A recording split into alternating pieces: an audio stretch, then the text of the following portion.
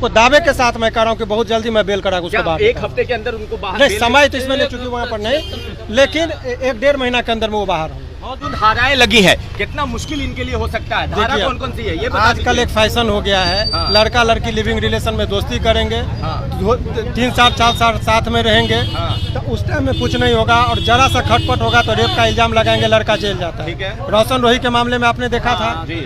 अभी बहुत सारे लोगों पर इस तरह के आरोप लगते रहे हैं। तो ये धारा कौन कौन सा है? पॉस्को एक्ट है क्या? नहीं, चूंकि लड़की मेजर है। हाँ। अब वो एक तरफ करे कि हमारी शादी हो गई तो 376 कैसे लगा, अपने ही पत्नी से तो दुष्कर्म का मामला बनता नहीं। तो बात तय है, चूंकि वो लड़का मुस्लिम है। हाँ। हिंदू और मुस्लिम का कलर इलेक्शन का टाइम है। हाँ। इसलिए दबाव में आकर पुलिस इस तरह का काम। अब एक आखिरी 2 सवाल कर लेते हैं सर। क्या लगता है कि बेल कितने दिन में कोर्ट इनको दे सकती है? क्योंकि जो धाराएं हैं उसमें तो बेल बड़ा जल्दी नहीं मिलता है, ये आम लोगों के बीच। आप लोग को अब ये चीज, इससे खतरनाक धारा था, पॉक्सो का लगा हुआ था। रोशन रोही के मामले में आप लोगों ने देखा था। हाँ। बेल हुआ था।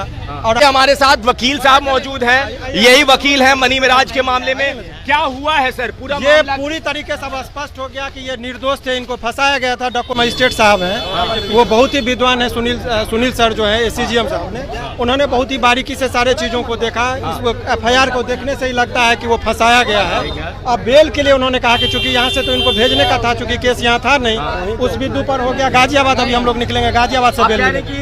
बहुत जल्दी मनी मेराज ये तय हो गया कि झूठा मुकदमा में फंसाया गया था, वो एफआईआर से अब बेल के लिए। ट्रांजिट रिमांड क्यों दे दिया सर? क्योंकि वहाँ पर बेल का सुनवाई वहीं पर होना है, यहाँ नहीं होगा। नहीं, बेल का सुनवाई का जुरिडिक्शन यहाँ, चूंकि केस गाजियाबाद में था। हाँ। तो बेल वहीं पर होगा, सुनवाई वहीं पर उनको भेजा। तो आप लोगों ने कोशिश की कि उनको ट्रांजिट रिमांड ना दिया जाए?